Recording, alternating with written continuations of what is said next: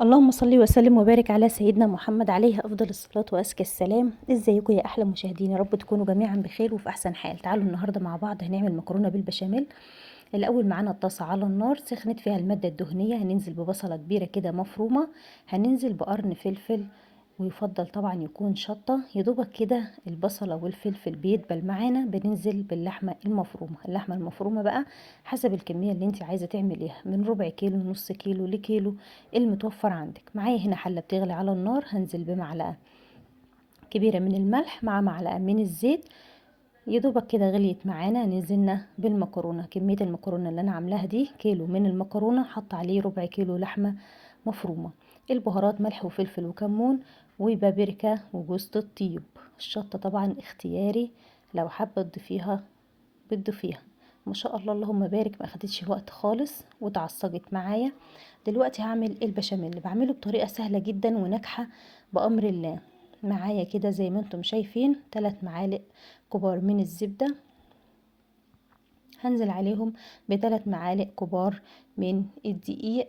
وبعد كده بتقلبي، حابة تكتري كمية الدقيق يطلع معاكي البشاميل تقيل، ده بيرجع لحرية الاختيار، سواء بتحبيه القوام بتاعه خفيف او تقيل.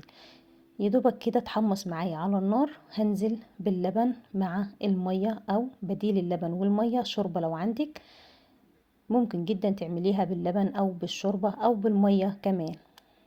سلقنا المكرونة زي ما انتم شايفين 3/4 تسوية، عشان هتكمل الربع التاني في الفرن. يعتبر معانا كل حاجة مستوية، وده كده قوام البشاميل خلاص ابتدى يربط معايا. اول ما بحس انه كده خلاص ابتدى يتقل، بضيف لي البهارات، وهي ملح وجوز الطيب وكمون وفلفل اسود. بهارات دي ما بغيرهاش، وطريقتي دي عمري ما هغيرها في المكرونة البشاميل، لاني بسم الله ما شاء الله بتكون ناجحة وجميلة وبتعجب الجميع. الحمد لله طبعا كل ده بفضل ربنا. هنا الصاج معايا اللي هحط فيه البشاميل الاول، معايا معلقتين كده كبار من الزيت او من الزبدة. هنزل بكمية كده من البشاميل حلوة كده، افردها في قعر الصاج.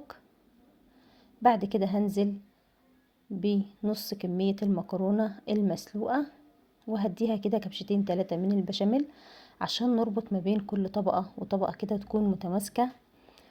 هنا هنزل بالعصاج، ما شاء الله ريحته تحفة اللهم بارك، وعليه برضو كبشتين 3 من البشاميل زي ما اتفقت معاكم.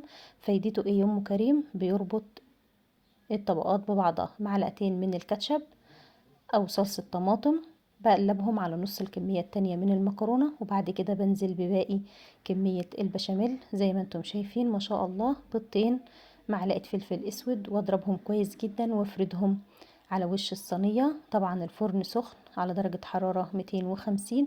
هدخل الصاج لمدة تلت ساعة، يدوبك بس يتشمع معايا، هي كل حاجة اوريدي مستوية، بس هتتشمع معايا بس من تحت ومن فوق، وتطلع معايا بالشكل الجميل اللي انتم شايفينه ده. ما شاء الله اللهم بارك، ولا اجمل ولا اروع من كده. لو عجبك الفيديو ما تنسيش بالله عليك اللايك والاشتراك للقناة، عشان يوصلك كل جديد، وتصلي على الرسول عليه افضل الصلاة وازكى السلام. اللهم صل وسلم وبارك عليك يا حبيبي يا رسول الله.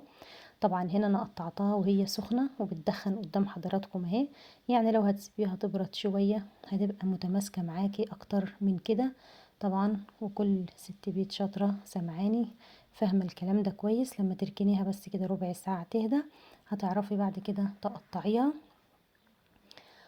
ما شاء الله اللهم بارك، ريحتها تحفة. جوز الطيب بتخلي ريحة المكرونة بتاعتك جايبة من اخر الدنيا، بتخلي طعمها مميز جدا. طبعا ديت الصينية او الصاج بيسد معاكي في العزومات، بيشرفك كده قدام ضيوفك، تعتبر الملكة في العزومات وعلى السفرة ان شاء الله. بتكفي بدل الحبايب 100.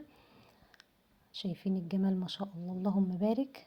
يلا يا حبايبي ما تنسوش اللايك والاشتراك للقناة وتفعيل زر الجرس عشان يوصلكم كل جديد، عشان اللي جاي احلى ان شاء الله من يوميات ام كريم. ومشاهدة كده حقيقية يا بنات، ربنا يكرمكم يا رب، والسلام عليكم ورحمة الله وبركاته.